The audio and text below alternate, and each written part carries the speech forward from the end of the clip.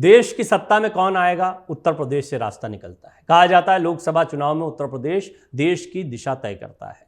दिल्ली की सत्ता तक जाने वाला राजमार्ग यूपी से होकर गुजरता है।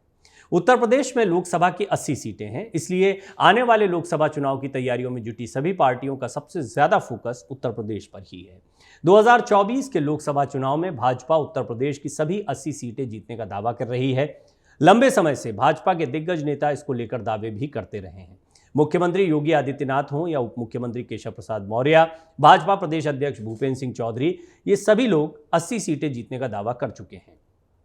मीडिया रिपोर्ट्स के मुताबिक यूपी में मिशन 2024 के तहत भाजपा ने काम करना शुरू कर दिया है। सभी 80 सीटों पर जीत हासिल करने के लिए पार्टी ने सर्वे कराना शुरू किया है।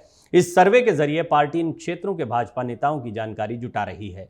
इसके साथ साथ क्षेत्र की स्थानीय समस्याओं मुद्दों को लेकर भी लोगों से जानकारी हासिल की जा रही है। इसमें भाजपा सांसदों की रिपोर्ट कार्ड भी तैयार किए जा रहे हैं। इसी आधार पर 2024 लोकसभा चुनाव में टिकट वितरण का काम भी होगा।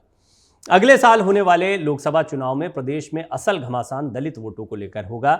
इस वोट बैंक पर बसपा के अलावा भाजपा और सपा ने भी नजरें गड़ा रखी हैं।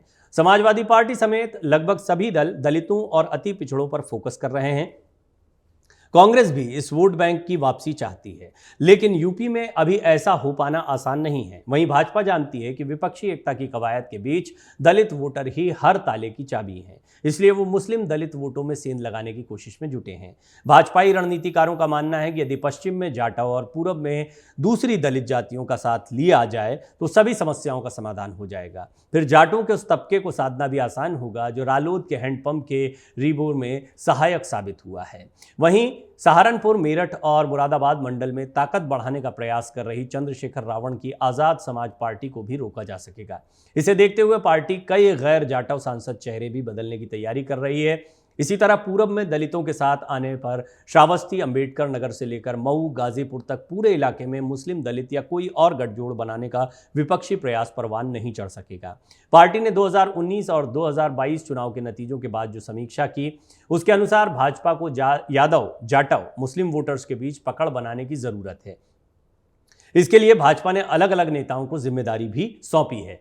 सपा की दलितों को जोड़ने की क्या कोशिश है वो भी समझने जैसी है। सपा का प्रयास भी दलित वोट बैंक को रिझाने पर है। बीते कुछ समय में जिस तरह से अखिलेश यादव ने दलितों को अपनी ओर जोड़ने के लिए सियासी दांव चले हैं, उससे बहुजन समाज पार्टी को नए राजनीतिक नजरिए से बहुत कुछ सोचने पर मजबूर होना पड़ा है। राजनीतिक विश्लेषकों का कहना है कि समाजवादी पार्टी ने 2024 के लोकसभा चुनाव को ध्यान में रखते हुए ही अपने कोर वोट बैंक के साथ दलितों को जोड़ने की शुरुआत की है।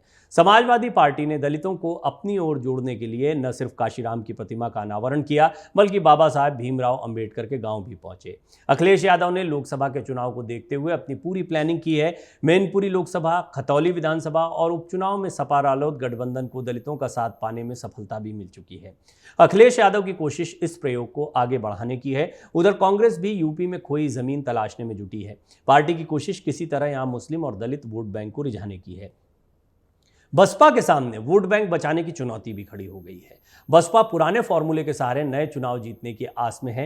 वो अपनी सोशल इंजीनियरिंग का भरपूर प्रयोग कर लोकसभा चुनाव की राह आसान करना चाहती है। इसी फॉर्मूले को हिट करने के लिए वो फिर दलित मुस्लिम गठजोड़ पर फोकस कर रही है।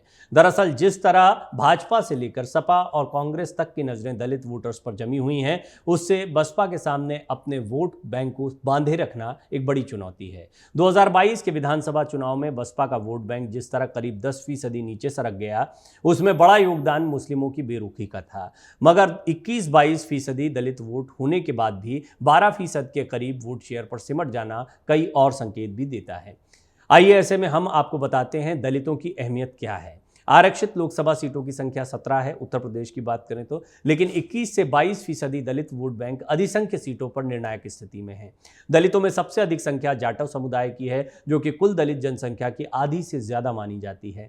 साल 2014 के चुनाव में भाजपा जहां सभी 17 आरक्षित सीटें जीतने में सफल रही थी, वहीं 2019 में उसे 15 सीटों पर जीत मिली थी। 2 रिजर्व सीटों पर बसपा ने कब्जा जमा लिया था।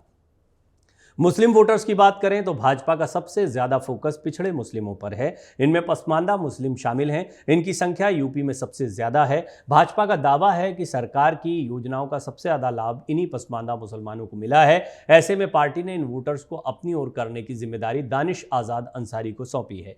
दानिश पसमानदा मुसलमान हैं और लंबे समय से भाजपा से जुड़े हुए हैं। उत्तर प्रदेश की सियासत आपको बताती है कि किस तरह से 2024 के पहले नए समीकरण यहां पर बनते दिखाई दे रहे हैं। खास तौर पर एक तरफ विपक्षी एकजुटता की बात कही जा रही है, दूसरी तरफ कांग्रेस, समाजवादी पार्टी, बहुजन समाज पार्टी, इनका रुख क्या रहता है आगामी चुनाव से पहले, ये देखना बहुत दिलचस्प होगा।